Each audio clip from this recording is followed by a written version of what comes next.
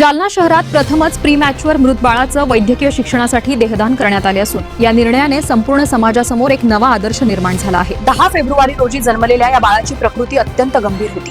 डॉक्टरांच्या अथक प्रयत्नांनंतरही बाळाचा दुर्दैवी मृत्यू झाला। दुःखाच्या क्षणीही वडील डॉ. उदय दहिभाते यांनी समाज हितासाठी देहदानाचा निर्णय घेत मानवतेचं दर्शन घडवले आहे।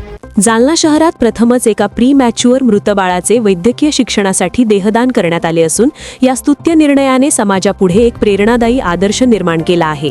सोनाली उदय दहिभाते यांना 10 फेब्रुवारी 2024 रोजी प्री मॅच्युअर बाळाचा जन्म झाला होता। जन्मानंतर प्रकृती अत्यंत नाजूक असल्यामुळे बाळाला संजीवनी मल्टीस्पेशालिटी हॉस्पिटलमधील NICU विभागात दाखल करण्यात आले होते। डॉक्टरांच्या अथक प्रयत्नांनंतरही बाळाला वाचवता आले नाही।